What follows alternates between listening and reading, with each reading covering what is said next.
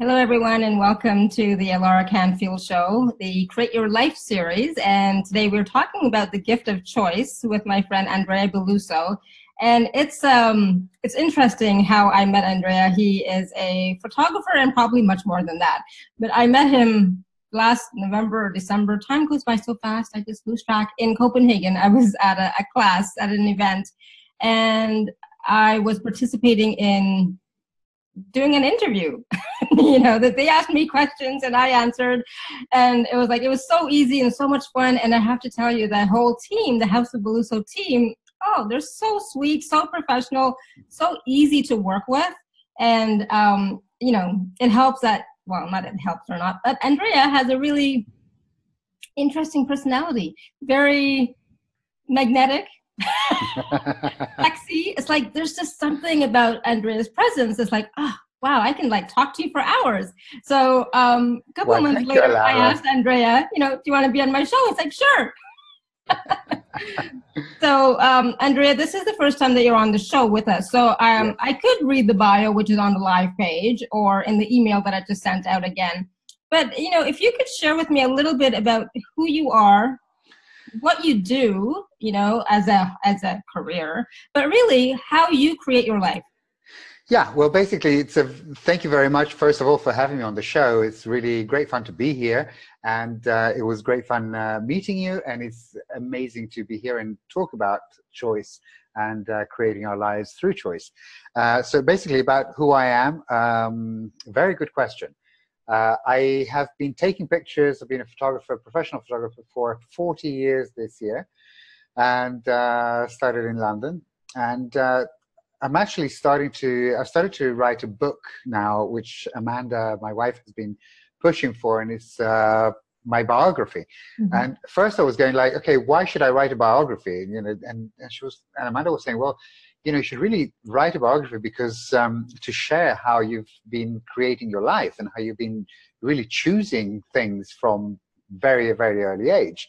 And so that felt really light into actually sharing my life, not as a biography in terms of talking about my past or my reference points or whatever, none of that, but really talking about how I've been really choosing how to create my life within photography and everything else in my life.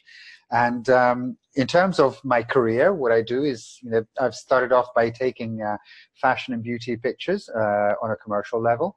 So I've been working with a lot of, very big companies and big models and whatever. And I'm still doing that, but I'm doing much, much more than that. Now, as you mentioned, we started this company called House of Belluso last year. And what we do is really to share with everybody what we do, how we create our life, and what else is possible in everybody else's life, not just photographers, but everybody. Mm-hmm. And what we do with House of Belluso basically is based on photography, based on lighting, but that is for two reasons. One is because I'm a photographer, because there's a lot of other photographers that are following me.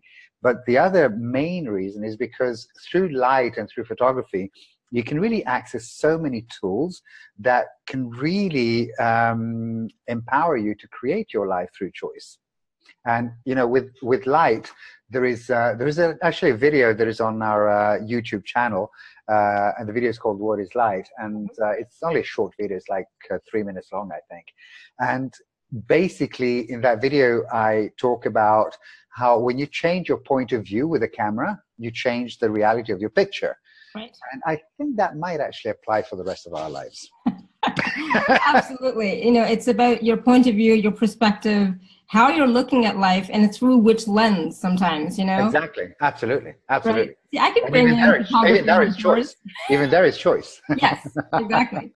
So one of the things, or two of the things that really stuck out right now that you're talking about was you've been doing photography for 40 years. So you must have started when you were a baby.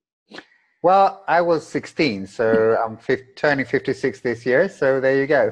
Wow, that's early. Holy smokes. Yeah. My son is 24 and he's not doing anything fun like that. Well, do not judge him for that and give him time. Give him time and allow him for his choices. And the thing when I was 16 is that I was really, really tired with school, and that was really not working for me. And my father saw this quite early on, and it's actually, you know, really thanks to him that I started when I started, because he actually allowed me to jump off school, and he was the one that introduced me to Bardo Fabiani, which was the first photographer that I actually started assisting. And so I was assisting, you know, for free for 3 years, not earning anything into photography, but learning a lot, not just about photography, but about life, and really finding out those things that work for me in my life. I was just having a chat about this with Amanda the other day, about how little Bardo Fabiani actually taught me about photography. And in fact, the first thing that he told me on the first day that I started working for him was, "I'm not going to teach you anything." And I was a little bit like, wow, you know, big beyond, what am I doing here? Yeah. And he said, you know, photography is about seeing, and I cannot be inside your head. I cannot be behind your eyes. So you have to learn how to see. And it's not just looking, it's really seeing. And there's a big difference in that. And but what he was teaching me was a lot about, you know, choosing the right types of champagne and choosing caviar. And I know exactly which caviar I like. And, you know, choosing all these things that are a part of my life today and make me choose my life on those things that are important for me, basically. And choosing greater for you. Exactly. And it's not based on these tiny little things like champagne and caviar. It's not that. That is just a reflection on the lifestyle and the quality of life that I choose to create. Yes. Well, you know, and that's the thing, you're choosing to create. And so one of the things you mentioned also was about you writing this book about choice and choosing. I'm writing the same book. Yay! Oh, way! On all the choices that I've made and how I've made those choices and what has transpired. And so, you know, this series is about the gift of choice. And what is the gift of choice other than, well, for me, it's about creating your life, right? Yes. The gift of choice is you choose and you create your life, and you choose again and you choose again and you choose again. Exactly. And so as you're choosing, new awarenesses are coming up, right? New experiences. You're seeing more, you're learning more about yourself and about life in general and about people and everything else, right? Exactly. So before I forget, so if anybody has a question, you can raise your hand or you can unmute yourself and ask a question, or you can chat in the chat box. You can post a question there. And I just want to share really quickly before I put lipstick on my mug. Beautiful. Look at this cute mug I found. But, you know, it's got the dandelions, which is, you know, like one of the symbols for access consciousness. Anyways, you know, lighting is like, there we go. So I wanted to share that. It's like, yay. I don't know how it was like a fluke that I found it in this really weird spot. Anyways, but again, it was a choice that made me pick up the mug, buy it, and bring it home. Right? And the choice in that is that, oh, this is a symbol or a reflection of a part of my life. Yeah. Right? And I'm choosing to use that more and more in my life. And sometimes it's a subtle reminder, you know, of what's important to me. And having those things in my space. So you're talking about champagne and caviar. Yeah. We drink a lot of champagne, and I don't know if I've ever had caviar, to be honest. But you should try it. You would love it. I've been drinking so much Prosecco, which I really love. Which before like 6 months ago or a year ago, I never had really Prosecco. It's like, what the heck is that? You know? But I'm really enjoying it. So whenever I happen to go out, I always order Prosecco. My husband thinks I'm crazy, but it's like, that's what I'll have. I'll have Prosecco. Yeah. You know, later on, I might switch to something more, you know.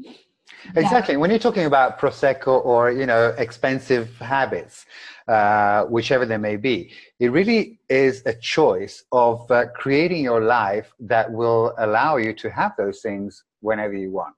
Yeah. And you know, choice creates awareness. It's not awareness that creates choice. And when you choose, for instance, you know, I'm going to be drinking champagne whenever I want. I want to be able to eat the caviar whenever I want. I want to be able to drive nice sports cars whenever I want. Then that is the first choice, and then, or one of the choices you can make. There's a million choices. And if you make that choice, then you have the awareness of what you actually need to not only create, but actually actualize. so that you can afford those things, you can have those things. And affording those things doesn't necessarily mean, and people go into like, oh, but I'm working a 9-to-5 job and I know how much I'm going to be earning until I retire and then I'll die and that's it. And wow, that's a lot of conclusions that keep you stuck in exactly that box. And instead, allow it to show up in a million different ways, however it is. To give an example, when I first moved to Sweden, which was maybe 25 years ago, something like that, and no, about 20 years ago, and I didn't have much money because I moved from Italy for a girl, and she had a model agency, and she wasn't having big problems and whatever with that agency, and she asked me to help her out with the agency.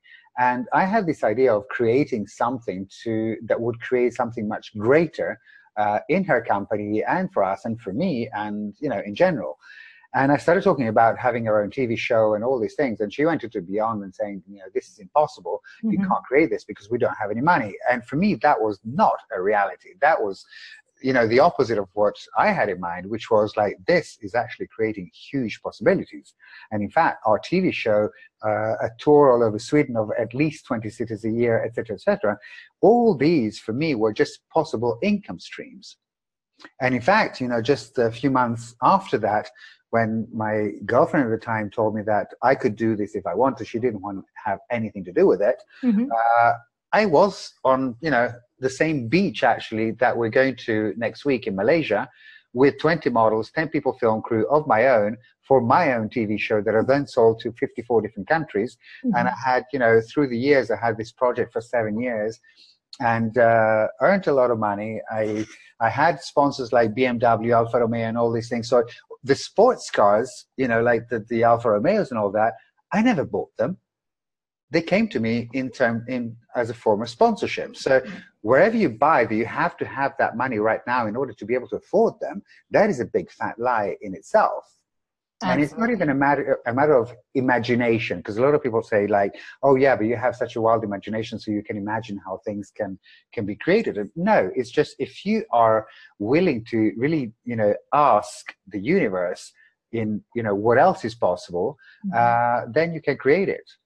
Without coming to conclusion. And I think that's where a lot of people stop the creation, is they come to conclusions, say it can only happen this way. Exactly. And then it doesn't happen because and also, not open, right? Yeah, and how often do people actually receive what they've asked for, but in another form, and then they get disappointed and they destroy their own creations right there and then and stop receiving it in full. Wow, that's I'm trying to wrap my head around that one. What? So I was like, I wonder where I've done that, right, in the past. Right. I'm going to say in the past, right. And I'm not doing it anymore. Yeah, because I've never done that. But how often have we destroyed our creations before they even get started? Yes, because as soon as we see a tiny little sign of what we've actually been asking for, and it shows up in a different way, just because we have not visualized it that way, then we're going to like, oh, but this is not what I asked for, and there we destroy it. Yes. If we look at when I met Amanda, and the day before I met her, I broke up from a very long relationship. And I was really not in a space of choosing another relationship and absolutely not getting married. That was so far from my universe. But the only thing that I perceived when I met her was that something great was there. And I knew that she could be a great contribution to my life. And I knew that she could be adding something to my life. I didn't know how. As I just said, I was not into like, I'm going to have a relationship with her, I'm going to be together with her, or I'm going to be doing whatever with her. I just knew that she was going to be a contribution, and I really allowed it to come however it would show up. The only demand that I had, and this was not a request, but it was actually a demand to the universe, was happiness. Because I spent the previous 9 months of total unhappiness, and I just walked out of a couple therapy session with my ex, furiously demanding happiness at any cost whatsoever. And well, it showed up, and I was not judging it. And when I heard myself asking if she wanted to get married, I heard myself saying it, and at the same time I was going like, what the hell are you saying and why? But it still felt super light. Yeah. And yeah, that's, that's another one of those creations out of choice, basically. And that's the thing. When we choose, sometimes we don't know what it is we're exactly choosing. It's just Exactly. an energy or a feeling, but it's Yeah. something that we're choosing. Because when Yeah. I met my husband, I mean, I didn't know anything, but when I met him and, it was like, okay, I think I'm starting to fall in love with you is what I said to him one day. and I said to him, I was like, which is weird because we haven't even met in person, because it was just online. I was like, this is so weird. But I told him early on, and I said, as long as this relationship is expansive and light and joyful and I'm happy, we will continue. As it's not, I'm out. Because I had just gotten out of a 17-year marriage where I was miserable as fuck, right? So it's like, I'm not doing that again. Yeah. And he's like, okay. But he never quite understood that, and he didn't really buy that. He's just like, all right, and then I did break up with him one time, and it was like hell for him and for me. Yeah. And then we got back together and all great. But he didn't think I was serious about that. And I was like, no, I'm not. I'm choosing happiness. I'm choosing joy. I'm choosing ease. I'm choosing to be loved and to love another. I'm not choosing pain and suffering. And so when you make that demand of yourself, then, somehow the universe listens and starts giving you that and showing you that. And now, like, our relationship is like, I always say, how does it get any better than this? I don't know how it can get any better, but I keep asking because I've been told, absolutely, don't stop asking that, right? Yeah. And it's it's like, how lucky am I that I chose that? Absolutely. I mean, the amount of judgments that I get about that, whenever I post pictures of Amanda and I just write, how does it get any better than this? So often I get comments like, stop asking that. You have such a wonderful relationship. You're such a spoiled brat. It does not get any better than this. And oh my God, seriously, people, what's going on? Yeah, because they're stuck in their conclusions, Totally. of what a relationship is. Yeah, and sorry to interrupt here, No. Ella, but something came up. When people are actually having a good life and a good time or whatever, they are so scared of destroying that, and they want to limit it and really saying it doesn't get any better than this instead of how does it get any better than this.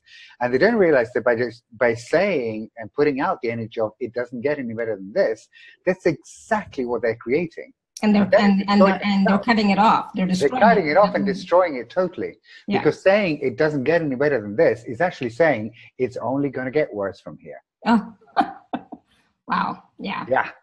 That doesn't work for me. So I'm good. But that's a choice and a creation as well. It is, right? And that's the thing. Everything is a choice. So yes. All of you who are here on the call today, that's a choice that you made to be here. And I thank you. I'm so grateful. Thank you so much.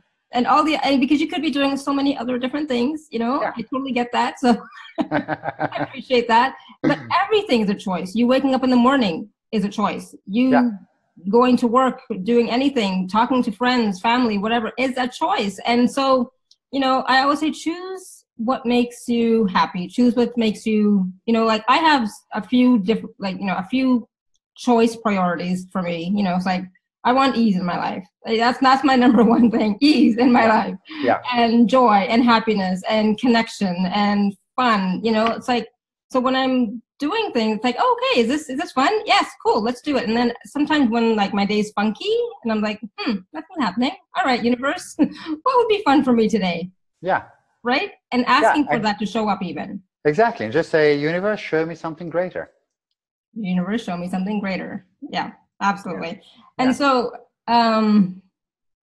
here's a question from Caroline. Sometimes I wake up off, irritated, and don't want to get out of bed, but I choose to go to work because not going is not a choice. I want to choose, but it doesn't necessarily make me happy. Hell. Well,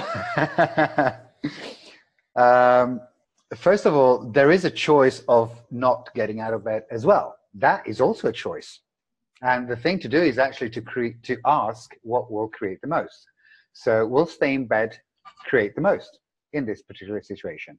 In some cases, it actually could.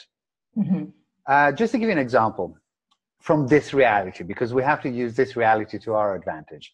So let's assume that you have a really crappy job surrounded by horrible people, and you don't even earn enough money for doing what you do. So maybe staying in bed would actually create more, because maybe you will get kicked out of that job, which would be your way of actually choosing something different. They'll actually push your ass into choosing something greater. Just saying. Absolutely. And sometimes that's what it takes. You know, sometimes that's what it takes. For us to choose. Exactly. And you could also ask Caroline and everybody else, when you wake up off in the morning, who does that belong to? Is that yours or somebody else's? Exactly. Right? And then return to sender with consciousness attached. Or, you know, if you're not into access, you can just say with healing, with blessings, whatever, blah, blah, blah. Yeah. And let it go, right? I do ask Caroline, the one question to Caroline, is it that you're off as soon as you open your eyes, as soon as you wake up, or do you get off even a couple of seconds after you wake up? Because the thing is that if you actually you get off after having woken up, and you actually woke up kind of okay, and all of a sudden, even 2 seconds after you woke up, you get off, it could actually be that maybe your next door neighbor is feeling kind of off, and you're picking that up. And you know, you're very sensitive, Caroline, and very empathic, and you pick up a lot. Yeah. Anyways, right? There you go. There you go. And when you ask, is it yours, and you get that, you know, it is mine, you say, okay, where have I bought that as mine? Exactly. Because it didn't come from you, right? As an infinite being, you're not going to be off. Exactly. So, we come basically as infinite beings. We create our sweet little bodies in order to really, truly enjoy this world. Because without this body, we would not be able to enjoy it in the same way that we can with our bodies. So we really create, you know, the 5 senses. When we say I feel, it's actually our body that feels, and we create our body to feel this world. And our body is basically our hover to explore this earth, you know, to taste good food or good wines, and to see beautiful things, and to feel beautiful things on our skin, and all these things, and to smell beautiful perfumes or whatever it is. So our body is really made for us to enjoy this world. They're not made to endure pain and suffering. Far from it. And whenever we've bought our mind that makes us feel funky, or as you know, whenever we buy that big lie that our mind is us, well, let's think again.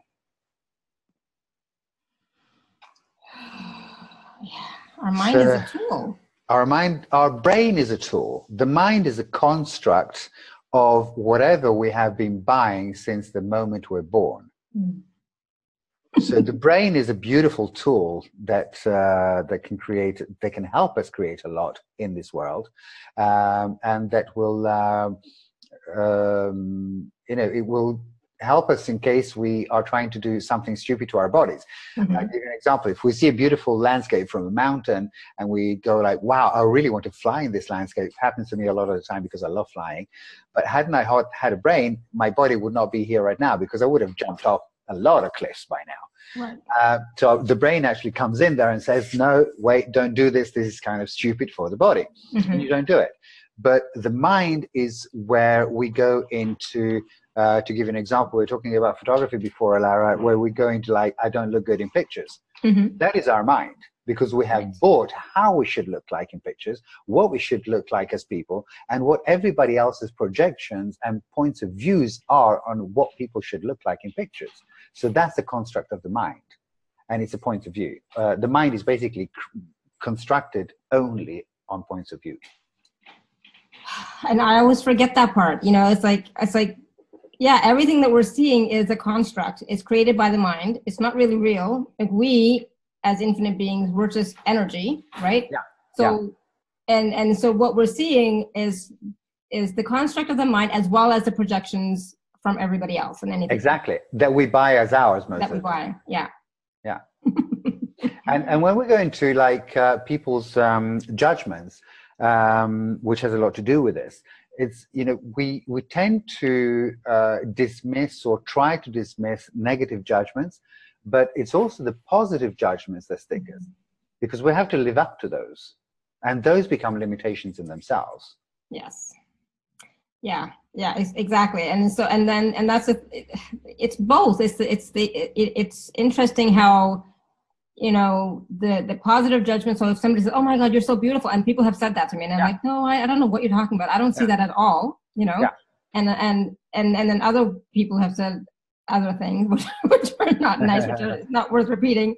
But we take that on as real, as true, even though really I'm none of that. Well, you are and you're not. I'll give an example with what I'm saying. If somebody tells you you're beautiful, it can be said, the same thing can be said with two different energies. If somebody says you're beautiful and that is said as a judgment, then it's a judgment. But you're beautiful can also be an acknowledgement. Mm-hmm. Hey, you're truly beautiful. Mm-hmm. And that's it. Because there's nothing behind that. There's no hidden agenda behind that person saying that. So very often when something is said without any hidden agendas and just an acknowledgement, it's just an acknowledgement. Right. Whereas if somebody says, hey, you're beautiful, and there's a hidden agenda there somewhere because they want something from you or whatever, then it's a judgment. And that sticks us. Wow. Yeah. So I wonder how many places, we have been sticking ourselves because of other people's judgments, agendas, projections. Yeah. Right? Totally. And none of that is real. No, none of that is real. If we look at, from what we bought from when we were kids, even from our parents, and they did it out of kindness. Mm-hmm. You're such a good boy, you're such a good girl, or whatever. Mm-hmm. And they did it out of, goodwill, trying to, wanting more for us and wanting us to create more and whatever. But it's still a judgment that we had to live up to. Yeah. Oh, absolutely. And so, oh my goodness. So I was like, so I don't actually say that to my kids. You're such a good, well, maybe sometimes, oops. Oops. But I know for myself, when it comes to kids, because you only want the best for them. I mean, yes. Let's be honest. You want the best for them. You want them to have ease. You want them to have the best of everything that life has to offer. Yes. And then whatever they choose, it's up to them, right? Yeah. And so that's how I've been raising my kids. Is like, you know what? I love you more than anything, and I want you to do whatever it is that you want to do, and choose whatever it is that you want to choose, and have fun, and really enjoy life and living. And, all I can give you is, all this love that I have for you. It's totally unconditional. And if you ever need me for anything, if you ever have a question, call me. Yeah. I'm not going to tell you what to do. Yeah, exactly. Because you have your own life, Yeah. I mean, I have a kid as well, and he's 15 now. And when we travel, he's with his mom here in Stockholm, and when we're home, he's with us. But we tend to give him we always give him a space of choice and gratitude. I mean, I'm incredibly grateful for him, and I trust him to choose whatever is best for him and what works for him. And I was having a chat with his mom not so long ago, and she said, "Oh, but he can't do that because he's not 18 yet. When he's 18, then he can choose for himself." And I was like, "Wow, that's a very interesting point of view." Diminishing him to something that he's not, just because he's not 18, he's only, he's still 15, that he can't choose for himself and that he can't make a right choice. Wow, that is extremely interesting. And it's not even about the right choice. It's about whatever the choice happens to be. And, I always told my kids, well, it's your choice, whatever it is, but know what the consequences are of some of your choices, or what the repercussions are of some of your choices. Just be aware, and then choose. Exactly. Because me growing up, and this, Caroline, you might relate to a little bit, me growing up, I didn't have choice at all until I was 40. I had no choice. My parents and family were always in my life and face and blah, blah, blah. So I had no choice. And when I left the government, I had a government job.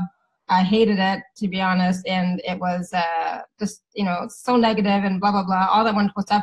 And I had the pension and everything. But I did get paid really good money for what I did. So I was like, all right, I do get paid a lot of money, good money for what I do, but I hate it, and I cannot do this for the next 20 years. something else has to show up. What else is possible, right? And I was talking to the universe, I can't do this. There's no way I can do this for the next 20 years. Help me, show me what else can I do? What else would be fun for me? And luckily I got out. And since then, I've been choosing my life, choosing what works for me, choosing what's going to create greater. And sometimes I mess up, I'll be honest. Sometimes I make like not the greatest choices. And it's like, okay, I'll choose again. Yeah, exactly. Sometimes we make interesting choices. There's never a bad choice or a wrong choice. There's interesting choices. And as we said before, choice creates awareness. And if we make a choice that is an interesting choice that doesn't really work for us, well, it creates awareness that that particular thing does not work for us. So we can choose again.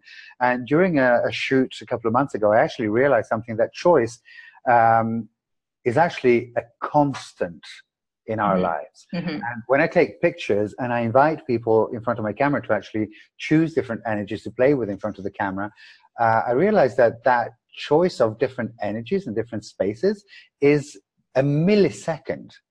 Because I have, for instance, a flash where the actual flash duration, which is when the flash is actually lit, one of them is an 80,000th of a second. I can't even perceive that length of time. It's really a millifraction of a second. And we can choose in those spaces, whenever the flash is on and off, and it's super fast, we can choose different energies. So we can really change our energy every millisecond. It's not even a 10-second increment. It's a millisecond increment. So if something doesn't work, it's really just a choice. And just answering here, Caroline in the chat again, that she says, I don't feel that I have a choice. Well, yes, you do. You have choices all the time, every single time. It's just to do something different. And Caroline was also saying that hearing my thoughts, work, retire, and be bored to death. Well, bored to death. Well, maybe you're not putting enough things in your life, and maybe you're just satisfied. And you're going to jump down my throat now. I know you're going to hate me for this, but maybe you're just, you're just enjoying this space because it's comfortable, because you know it. And although you complain about it and you say that you're bored, you're not willing to choose something else. So what other things could you choose in your life that would stop you being bored, that would allow you to choose different and allow you to choose greater? We always, always, always have choices, and always be in the question, not be in the conclusion of, I am bored. If you say you're bored, guess what? You're going to carry on being bored. Yeah, and I didn't quite understand if you're retired from work, or if you're going to retire, but whichever it is, wherever you bought that work has to be something that you actually do, that you do not enjoy, and that they pay you to not enjoy whatever you're doing in order for you to pay your bills.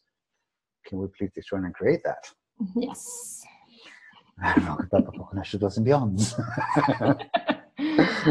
Yeah. And I think that's where people get stuck. Is like, okay, I can't choose because I won't have money, so it's like I'm stuck in this choice because this brings me money, this pays my rent, blah, blah, blah, right? Well, exactly. And everywhere we bored, that we actually have to have somebody else giving us money to do something that we hate, instead of us creating something that will generate money in other ways. And maybe instead of one main income stream to pay all our bills, we can create several smaller income streams that in the total actually give us a hell of a lot more than that solid and horrible income stream Can we destroy and create it? Yes. What would it take for that to show up? Exactly. With ease. Yes. I was just going to say just really quickly to that too was, when I was with my ex-husband, I resented him. I resented the fact that he was working at a job he loved. And I was working at a job I hated, but I was the major breadwinner, right? And he wasn't. So I felt like I had no choice because I had to pay the bills. I had to, do all that stuff. And I resented him because I was not happy. I was not having fun. Why can't I have a job that, is fun for me, right? Oh, it's awful. And, even now it's like, oh my God, I was such a bitch. But that is what I was going through because I was, I wanted to have fun. I wanted ease. I wanted to do something that was fun for me and generate money and not be my hands were tied, and so Caroline, you might be going through that as well, perhaps, and so that's why you feel like you're stuck in that job, blah, blah, blah, right? But it was like, once I chose that, once I got to that point where it's like, you know what, no, I can't do this anymore, forget it, then everything shifted and changing, and look at my life now, it's like 360 degrees different. Yeah. So yeah. And whenever you choose something different, whenever you jump off the cliff and fly, there's a beautiful thing that Amanda actually wrote, and I really, really encourage you to read it. It's on her Facebook profile. She posted it today, and it's amazing. It's really about, I can't quote it word by word, but it was amazing because she wrote about being scared jumping off the cliff when you actually know that you can fly. And it is scary. Yes, it's scary. Yeah. But if you actually dare to jump, then what else can you create that is amazing you can't even imagine today? I mean, when we jumped off the cliff with House of Belluso, we were doing, Victor and Amanda basically shut down their company from one day to the next. And it was a big company. I jumped off from a company that was paying me very, very good money every month, but I could have stayed in that company until I retire in this reality, and I never will retire, because I could have, changed my position and whatever and carried on and earning very good money. That did not work for me, and it does not work for me. I want to choose something greater. I want to create something greater. And so we started this thing where in this reality, it would not work, because to travel how we do, how are we going to get finance for that? How are we going to, afford traveling business class all over the world and holding classes or attending classes in most cases? I mean, if we look at the trip that we just come from, we attended 2 classes. We attended COP in Vancouver and the foundation in Houston. And Victor and Amanda were working in those classes. I wasn't. I was, paying full price and attending class. As a good boy. Nice. So if we went into this reality saying, wow, let's look at the budget and how much are we earning, how much are we spending, then the costs are much, much higher than the income. But we created 2 evening classes. Okay, still the 2 evening classes didn't cover all our costs. We had a lot of private photo sessions. We were fully booked. So that's paid our expenses, and the 2 evening classes actually created products for our website that will generate in the future more income. So it's going to be spread out in different ways, and we don't go into the logic of, this has to cover that and has to cover that. No, let's just put it out there. What do we want to create? And every time we make choices like that, following our awareness of what feels really light and fun for us, then so much more is created, even in terms of connecting with people such as you, in this call tonight. And every trip that we choose, everything that we choose, there is at least a connection with somebody that will create something greater, or a shoot that will create something greater, or something that will create something greater. Yeah. So if you choose not to choose, which is a choice in itself, by the way, it's a choice not to create. But if you choose to create and to choose something else that will change whatever it is that you're feeling stuck in, that in itself will create a lot more. So exactly, choose greater, and always be in the question instead of the conclusion. So whenever I've actually made choices that were funky and interesting, it was because I went into conclusion. I was concluding it has to be like this. It's like, oh, that doesn't quite work, but it's about asking the question of what will create more, what will be fun for you, whatever that, word is for you, what's light for you, what's expansive for you. Exactly. And it doesn't mean go to the answer. It's like, ask the question and then wait for the awareness. Sometimes there's a pregnant pause and just wait for the awareness of what comes to you, and you'll be surprised at what comes. And then when it comes, say yes. Absolutely. The thing that we go into with our minds very often is also the separation between us and the world and the earth and everybody else. When in fact, we are all completely connected. So since we are completely connected, and we know this energetically, since we are completely connected, how much can other people that we don't even imagine, how much can those people contribute to our lives in much greater ways without going into conclusions of, oh, this person has a lot of money, so this person can contribute to my life because they can feed me. No, no, no, no, no. How much greater can we create, even in terms of awareness, even in terms of showing us different choices and possibilities that maybe we're blind to. So really be in the question all the time and asking for more.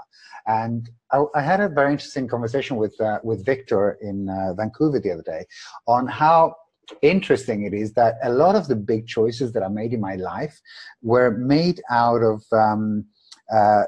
came from a point where I really had enough of a situation. Like what I mentioned before, the choice for happiness the day before I met Amanda came from 9 months of suffering, self-inflicted suffering, basically, when I could have actually chosen something different years before in that previous relationship. But I let myself go to the point where I could not take anymore, where I was actually pissed off with myself, pissed off with my ex, pissed off with the whole situation, pissed off with the world, and saying, enough. Now I want something different. And I was, okay, so what do I want? Oh, shit, I just want to be happy. That's all. I don't care what it costs. I don't care how it shows up. I just really choose to be happy. And that choice, or rather that demand, that demand created something that I could not imagine 24 hours before that demand. So what will it take for us to actually be able to make choices in total ease without having to go into the furious demand created by some interesting choices that we made? Yeah. And everything that doesn't allow that, will you all destroy and create all? Right, wrong, good, bad, poor connections, pleasant beyond. Oh, thank you. And we have a question from Karen. Karen, you want to unmute yourself, or I can unmute you? I will unmute you. Hey, thanks for taking my call. There you are. Hi. Thank you. So my question is, 2 weeks ago, my mother got kicked off hospice. I was in trauma and drama, and now it's like the greatest thing that's ever happened to me. Because it totally changed my point of view, because I asked my brother and my sister for help, because I now needed more help, and they both said they could not do anything. And that made me realize it's like, hey, I am in this alone. So now I'm going to just pay myself more money because my mother has some money, so that just made everything better. But now I have to deal with my husband because he wants me to put my mother into a nursing home. And also my brother and my sister are ready for my mom to die. And all of a sudden I realized, hey, the longer she lives, the more I can get paid. So my point of view has all changed and my choices are different now. But how do I deal with the people that are like, you still have that stuck point of view? What's that, Laura? You seem much lighter now, much more energized too. Yeah, it's amazing. I can't believe that trauma could be this great 2 weeks later. Well, Karen, how much can you manipulate those people that are actually stopping you from this choice? And don't go into the judgment of manipulation either. Wow. What would that look like? I don't know, and don't try and go there either. Yeah, don't go into figuring it out, but what would it take for you to manipulate them to have the situation work in your favor, right? And just leave it at that. Like, what would it take? I mean, also you can ask for clarity in what your husband truly wants out of the situation. I'll give you an example.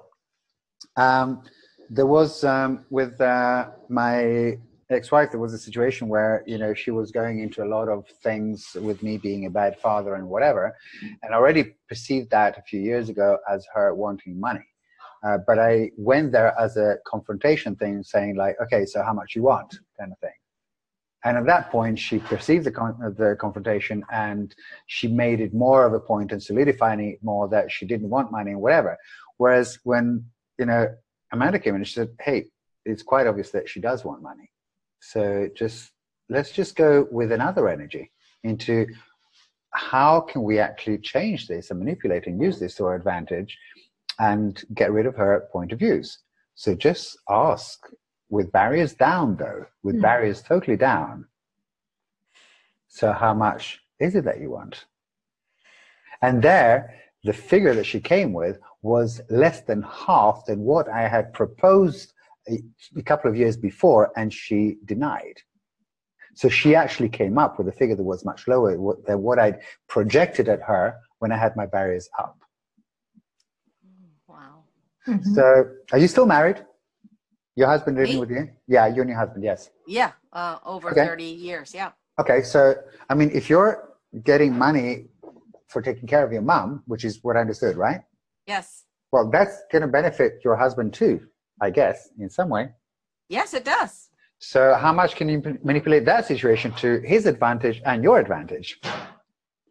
Okay. That's great. Yeah. I mean, you know, use this reality to your advantage. Try and see those points that your husband could be going for. I don't know, hobbies or whatever that maybe are beyonds for him. I can't afford doing this. I would love to do this, but I can't afford it. And without your barriers up, without going into conclusions of how it would look like, and without even putting it in this context, really manipulate and go, hey, you've been talking about, I don't know, that fishing trip or that whatever. Hey, that you could actually do that, you know? That's Okay. true. That's it. That's great. Yeah. So use the system to your advantage, Karen. We talked about that on one of the other calls. Remember with Glenna, I talked about using the system to your advantage, manipulate the system. Yeah. So in this instance, it's your marriage, your relationship with your husband is the system. Use that to your advantage so that he gets what he wants, you get what you want, and Yes. all is good. And it's not a matter of compromise either. There's no compromises. Compromises are yucky. Compromise is always compromise means somebody in the relationship having to cut off bits of themselves. And Yeah, they lose something. Yeah. that does not work. I don't compromise. I'm spoiled, so what can I say? Well, you should be. You should never compromise. Awesome. Thank you very much. Pleasure. Right. Thank you, Karen. Thank you. And then we had a question from Jesse in the Q&A. I'm too slow to catch my thoughts. Not bored, but never get things done to get time to do what I want. I also find it hard to even know what I do want. I have lots of ideas for projects, but it's like there's a block to even asking daily what I do want. Well, don't ask what you want. Just do what you want. And if you go into the beyond of I have too many things to do, well, is that yours or is this somebody else's in this reality? In this reality, people think that they can't do too much or they will, go into the wall and all these things. And my best friend until a year and a half, 2 years ago, kept on telling me, God, you have so many things on your plate. You have to slow down. You're going to go under and blah, blah, blah. And what are all of these things that you're doing? They're so different from each other. So focus on one thing, focus. And everybody in this reality tells us to focus on something. Mm-hmm. And do one thing at a time.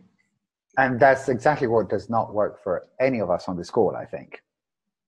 So the more things we have on our plate, the better. And I have a billion ideas every single day. Sure, some ideas are not for now. Some ideas are just fun ideas. And I gladly let them go. They're fun to look at, but I let them go to somebody else. And other ideas I actualize. And other ideas I ask, okay, so truth, is it for now or for the future? Or maybe it's an idea from the past that's coming back. So you don't need to actualize all the ideas. You actualize what you desire to create. And also, not knowing what you want, if you have so many ideas, that's a lie. Ideas are basically based on what you desire. And also, I was just going to ask, sometimes those ideas may not even be yours, some of them that come up. So ask, is this mine or is this somebody else's? Yeah, the funny thing about ideas, I really recommend reading a book that is absolutely amazing. It's called Big Magic. And it's written by the author of Eat, Pray, Love. Mm-hmm. And Big Magic is basically her way to talk to us about how she deals with ideas as an author. And it's brilliant because she really writes that ideas are entities of their own. Mm-hmm. And it's basically like Elizabeth Gilbert. And thank you very much. That's her. And Elizabeth Gilbert actually treats them as, different beings that come to her and say, hey, do you want to play? And it's up to us to choose to play with them or not. And when we choose not to play with them, very often we will see that these ideas are actually actualized by somebody else. So they go to somebody else, knock on their door, and this person chooses to play with them, and then it gets actualized. It happens to me all the time. I get this idea, and then it's like, I don't do anything with it, and a couple of months later, I see it being actualized by somebody else. Like, oh, wow. Absolutely. Oh. Yeah. And that's also choice. When we get ideas, that's really a point where you can actually choose. Every single idea that you have a choice. Linked to the idea is a choice. So when you get an idea, it's a choice of letting it go and being happy with it, thanking it for coming to knock on your door, but saying, thanks, but not this time. Go to somebody else and play, and I'll watch you grow. That's it. But you have a choice also to say, hey, wow, yeah, you're cute enough. I'll play with you. Great. Let's create something with this. And then keep asking questions of that idea, whatever it happens to be, right? Yes. So don't get stuck into it has to show up like this. It has to be like exactly. Ask and be in the energy of that creation of something fun. I mean, for me, something light and ease and fun, and what's going to contribute to consciousness, to humanity, to the planet, whatever it happens to be for you. Exactly. Right? Choose that, but go from that frame of reference instead of I'm bored. What can I do? It's like there's so many things. I can give you so many things to do. So, but if you're bored with your life, and I was thinking about this earlier today. So I think my husband's bored. I think he needs a project. It's like, oh, I can give him a project. I can find something for him to do. Right? It just means you're playing small, and it's time to create greater. Right? Yeah. And we're all, I think, right now being asked to create greater, to step up and be more of who we are, and choose us first. Yes. Whereas we were not allowed. We were not given that opportunity, I find, in the past, to be us and to choose for us and choose, what's going to be fun for us. But now more and more people are doing that. I mean, I'm a prime example. So, it's like, if you need an example, look at me, right? And it's and that will give you permission to do it for yourself, and not that we need permission, but sometimes, in this reality, you're like, oh, I'm not sure if I can do it because I don't see anybody else doing it. Well, yeah, you know what? That's probably why. That's probably exactly why you should do it. Nobody else is doing it. Okay, I'll do it. Everybody else is doing it. Okay, cool, I'll do it anyway. Exactly, because it's going to be different coming from you. Totally. Right? And I think sometimes people go to the conclusion of, well, somebody else is already doing it, so how can I do it? And I don't want to steal their thing or copy their thing, or how can my thing be good when somebody else is already out there? It's like, well, I mean, it's like when photography became digital, and a lot of commercial photographers went into the beyond of and the big lie of competition. Now that everything is so easy, there's too many photographers, too few jobs, and not enough money. And that's a big fat lie.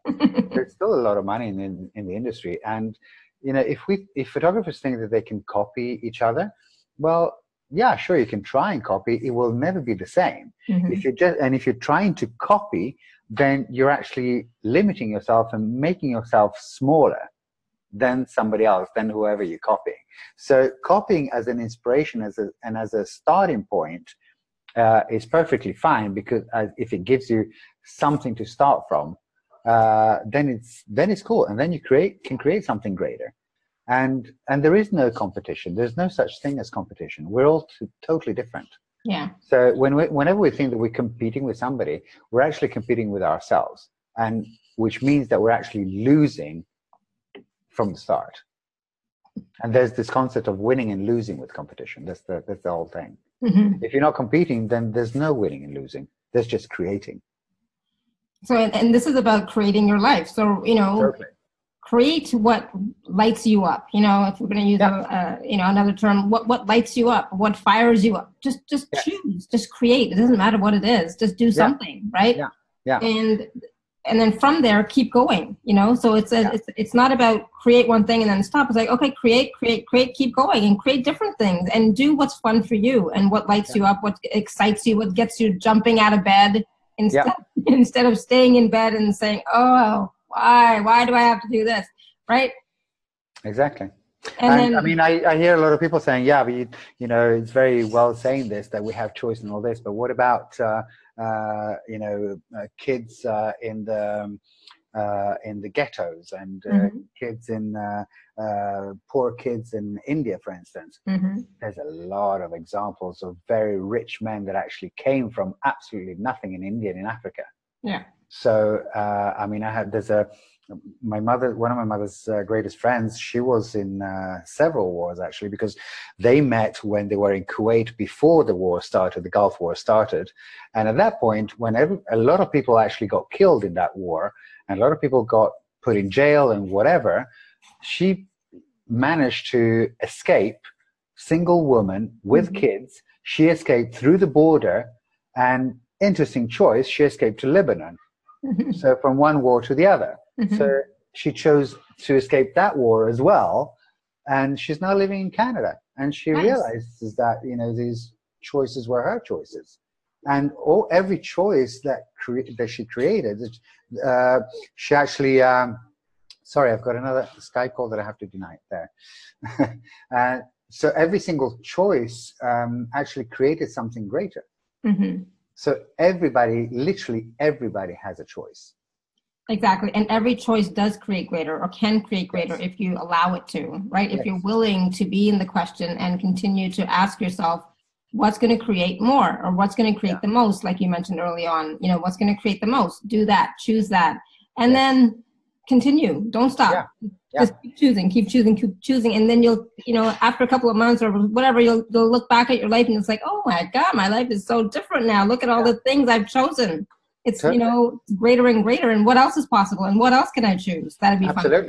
Absolutely. I mean, you know, when just before I divorced from my son's mother, there was a period that I used to call the black period of my life, because I was going through the divorce. I was going through 2 bankruptcies of 2 of my companies.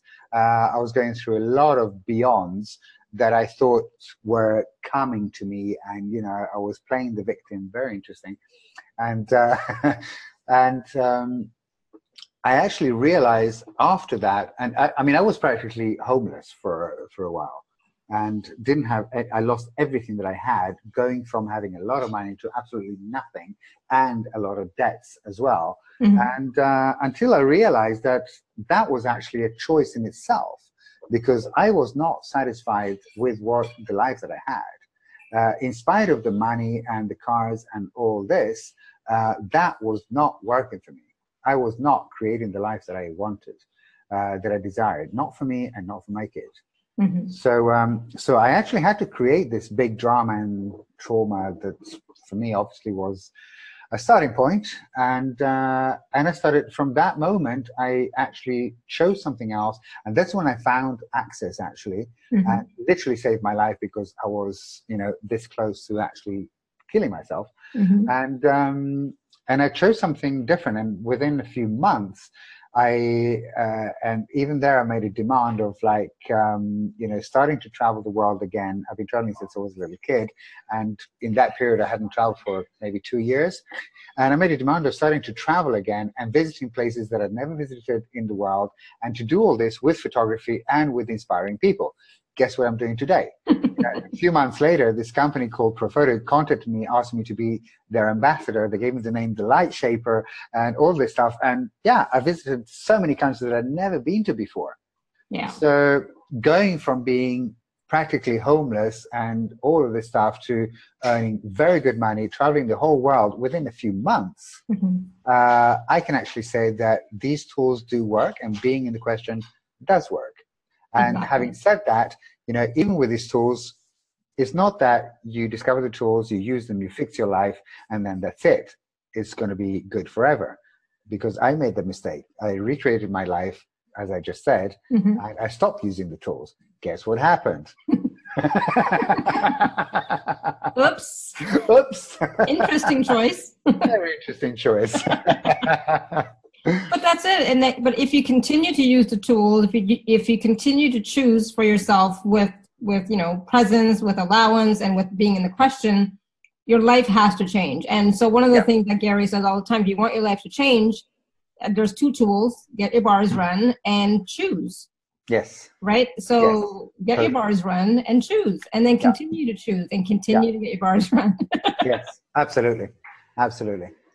Yeah. So it's amazing. I mean, I have one of my best friends who lives in Madrid, and he's very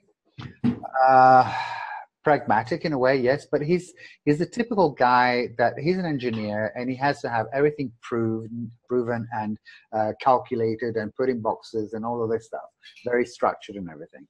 But when I actually asked him the question, when he told me that he had developed MS, and I asked him the question why he chose this, I thought he would jump down my throat and say, "What do you mean I chose this? Blah, blah, blah, it just happened." He actually, barriers down and said, "Yeah, well, I guess I chose it. I guess I created this. Yes." And I said, "Okay, so what were you unhappy about?" And, I asked him a lot of questions and it showed up. And as Gary says, that MS is very often related to dissatisfaction in work. And he was totally unhappy with his job. He was traveling all over the world, but he loves traveling, but not in the way that he was doing it. So obviously he created this in order to stop traveling that way or having his job that way. And it was really amazing to see a person that is so, the opposite of the tools that we live and create with, to actually choose this and be in the question. And, we just started having chats not so long ago, so I don't know how he's going to carry on choosing, but it's great to see that everybody actually can choose. Yeah. These tools are really there for everybody. And if you go into everybody else can choose except for me, and I don't have a choice. I don't have a choice because I have this job, because I can't get out of bed, because I do this and that and the other, and I don't create anything. I just have ideas and don't create anything. Well, if you keep saying that, that will just solidify what you're saying, and that is your reality. So want to change your reality, start by changing your point of view.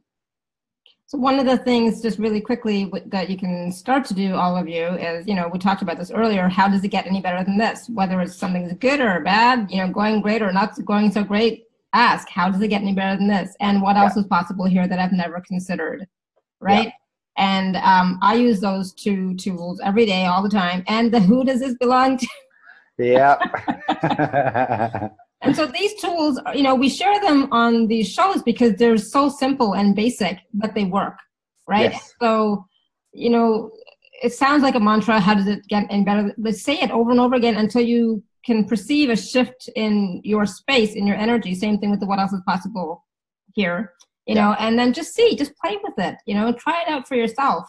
You won't know until you do it, for sure. Yeah, and one little exercise that is actually the tool that actually saved my life was all of life comes to me with ease and joy and glory, and say it at least 30 times in the morning and 30 times in the evening.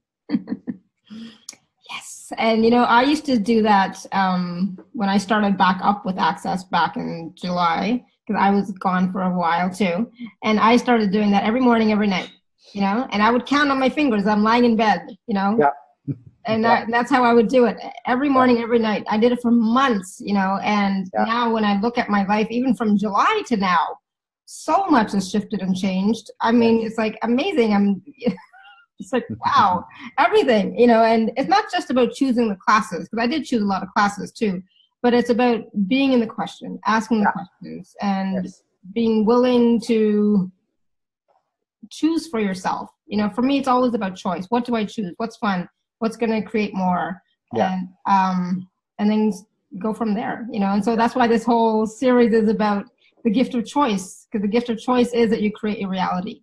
Yeah, and another thing is that when you go into beyond, in other words, something that happens to you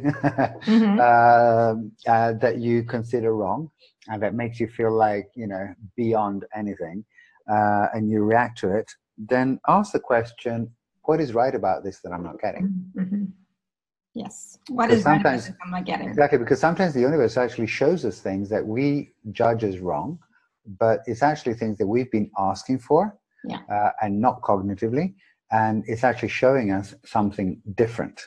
So a starting point of something greater. I have to just share really quickly about that, because this is so relevant. Like when I was in the government, you know, I wanted to leave, blah, blah, blah. And, you know, they had this layoff and everything. And it's like, I didn't get laid off. It's like, what? You know, here I was like, I'm wanting to get laid off. It's like, I didn't get laid off. It's like, oh my God. So I started saying, what's right about this I'm not getting, right? And I kept saying it. And then I did get a buyout a little bit later. And I realized, oh, this was perfect. The timing was like perfect. I couldn't have left earlier because blah, blah, blah, blah, blah. Mm-hmm. And so when I did leave, it was actually, everything worked out so beautifully and magically. And it was so much easier. But I was, at the beginning, I was judging. I was so upset. I was the only person in the whole government who was upset that I did not get laid off. So I did the what's right about this I'm not getting. You can also do what's right about me I'm not getting. If you're judging yourself or something's coming up for you, what's right about me I'm not getting. Yes. Right? Totally. And I'm so grateful for you saying that about you know, creating with magic as well. Because if I really look at my life in this body since I was born, it's really like everything has been created by magic through choices. Even those choices that are considered very interesting and maybe even negative at the time, everything happened for I don't want to say reason, but it is kind of that. It was a choice that led to my life today that is actually creating my life in the future. Yes. So, I mean, I wouldn't be here today. I wouldn't be, you know, where I am today had I not, first of all, chosen my family, chosen my parents of, you know, these amazing parents that actually were in such allowance. I mean, not many parents are in the allowance of allowing their kids to jump off school. Especially when my dad, you know, had a lot of, you know, dreams of me becoming a diplomat like him. And all of a sudden, I don't want to be a diplomat. I don't even want to finish my studies at 16. And he said, okay, I see that this doesn't work. So how about this? I see you're interested in photography. I've met this great photographer. Do you want to work for him for free? And I jumped on it. Yeah.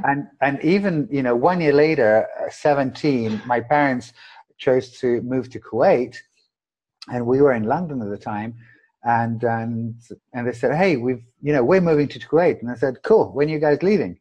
And he said, "No, we're moving. You know, we got your job. You're going to work not as an assistant, but as a photographer in Kuwait." And I said, "Why the hell would I want to do that? I'm assisting a fashion photographer in London for free." Exactly. And they said, "But you will be getting paid, and they'll even give you a car when you get your driving license next year, and blah blah blah."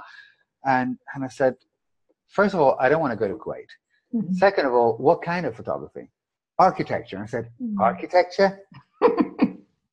He's shooting fashion every day. I'm with models. I'm 17, for God's sake. I want to be in London. Yeah. So, and even there, they were in an allowance of letting me choose to actually stay in London and live on my own and sort out my life. And first they were saying, okay, fine, but we'll support you. And I said, no, it's my choice. If you really want to help, I will need a roof over my head. So give me a flat, but for eating and whatever else, I'll provide for myself. So I was working in a nightclub after working in the studio daytime. So I was working round the clock, basically, but I was having a hell of a time. And creating an amazing life, meeting incredible people, and really creating, you know, this.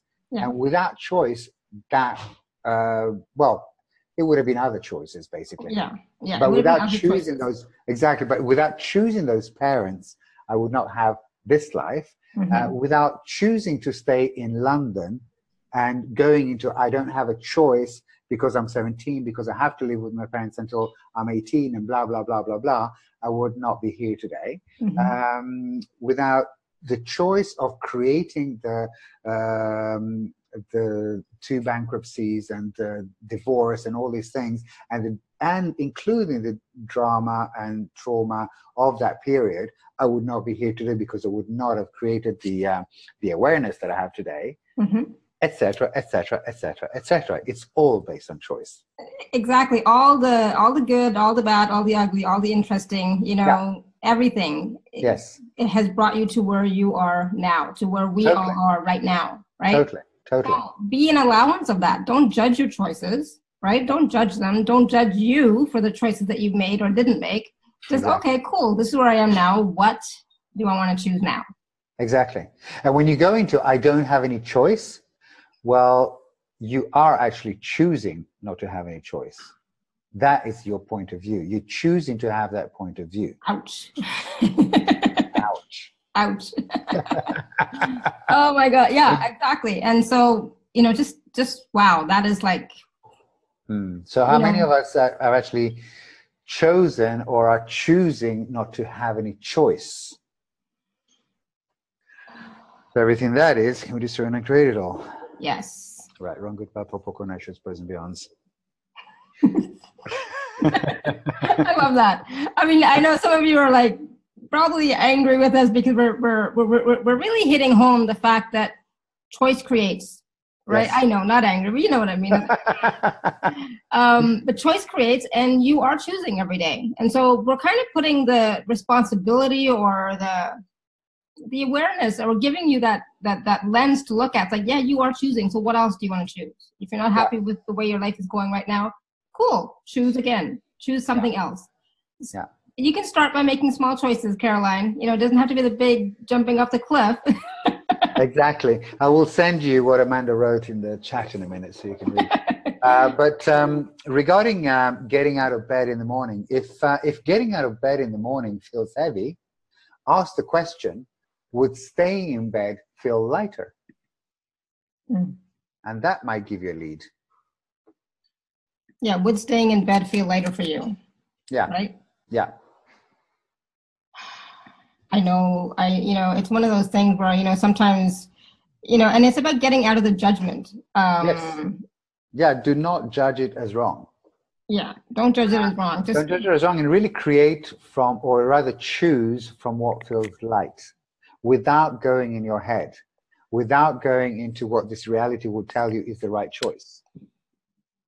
Yeah, so there's the link for the post that Amanda did. I'm pretty sure that's the one. Yeah.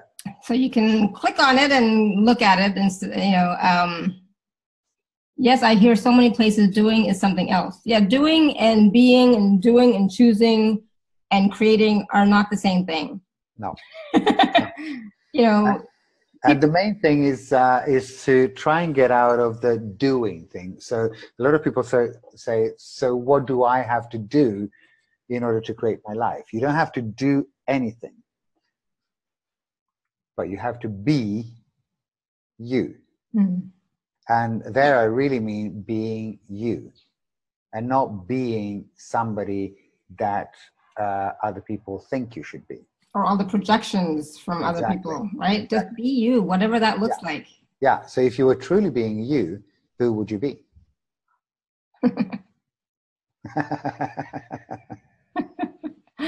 If you're truly being you, what would you be? Oh my God. So, normally before I start the recording, I will say, okay, I'm going to put on my host face now. I didn't do that today. So I'm just being me, And so when I'm being me, I don't even know what comes out of my mouth. I know I'm very expressive with my hands and my face, whatever, but it's like, I'm just being, and this is what you get, like it or not, like it or not, but this is me, right? Exactly. And that's beautiful.